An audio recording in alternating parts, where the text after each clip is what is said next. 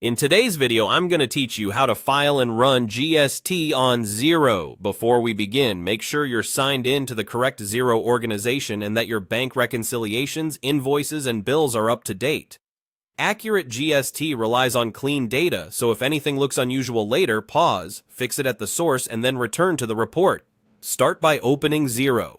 From the main dashboard, go to the reporting menu. This is your home for all financial and compliance reports. Next, choose All Reports to see the full list. In the tax section, find the GST Returns report.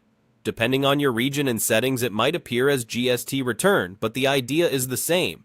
Open that report to review your figures. At the top, select the time period you're filing for. Match the dates to your filing frequency, monthly, 2-monthly, or quarterly, and make sure the start date picks up right after your last filed return.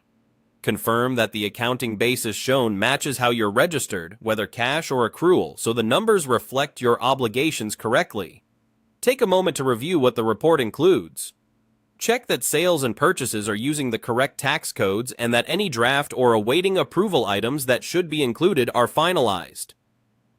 You can drill into sections of the report to review the underlying transactions and spot anything odd, like unusually large amounts, negative lines, or items coded to no GST by mistake.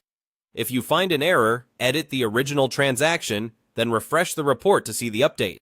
It's also a good idea to confirm your bank reconciliation is current so the totals align with reality. When you're confident everything is correct, click Finalize Return. Finalizing locks the figures for that period in Xero to prevent accidental changes. You'll see a clear summary: GST on sales, GST on purchases, and the net amount payable or refundable. Save or export a copy of this page for your records so you have a snapshot of what was filed. With the return finalized, select File with IR. Xero will guide you through the on-screen prompts to lodge the return electronically with the tax authority.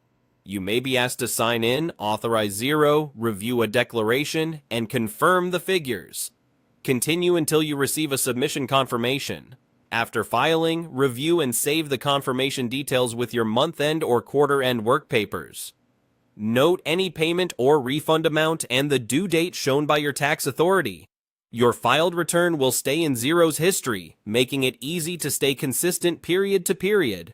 That's the process. Open Xero, go to Reporting, select All Reports, find GST Returns, choose the right dates, finalize, and file with IR. Thanks for watching.